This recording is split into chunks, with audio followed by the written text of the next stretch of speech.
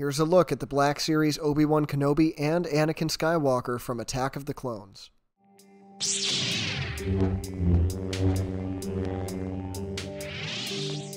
Now, these two figures have become relevant again recently because of that flashback scene that we saw in Episode 5 of Obi-Wan Kenobi. Everyone was really excited to see Hayden Christensen return back to the role of Anakin outside of the suit of Darth Vader, and it was great to see him and Ewan back in their old looks from Episode 2. I know that day I definitely went and moved these two figures forward on my shelf just to give them a little more focus. Now, these two figures do look really nice together, and it would be hard to take a look at just one of them without looking at the other one as well. If we take a closer look at the face sculpts on the figures, I think they look okay. The Obi-Wan face sculpt looks a little bit better in my opinion than the Anakin one. If we look just at that Anakin face sculpt, I don't think it looks great. That being said, I don't think any figure, 3.75 or 6 inch, has really nailed a Hayden Christensen face sculpt yet, so there's nothing too good to compare it to either, but this is okay. From some angles it looks decent, from others, specifically straight on, I don't think it looks that good, but it's at least passable.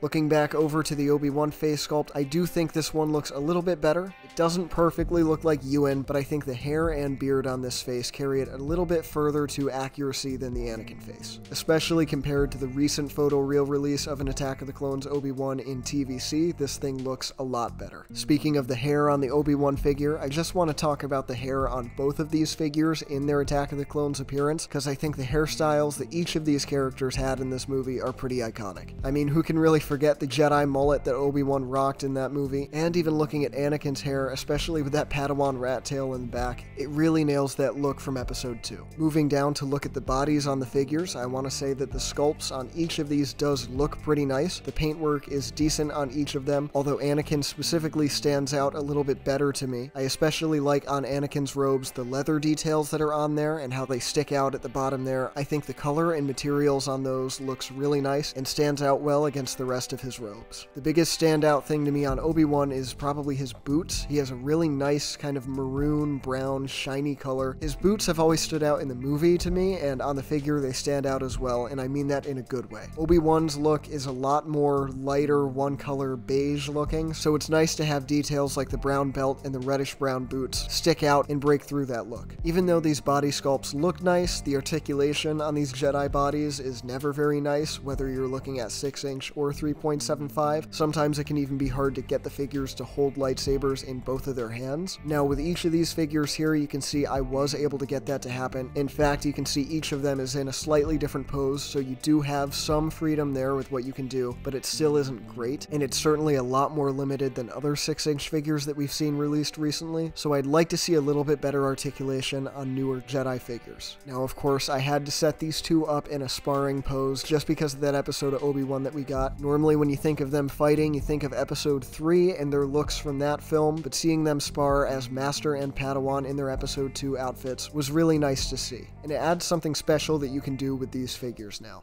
For another look at these figures, other figures, vehicles, and playsets from across the Star Wars lines, be sure to check out the Jedi Collector on Instagram. Link will be in the description.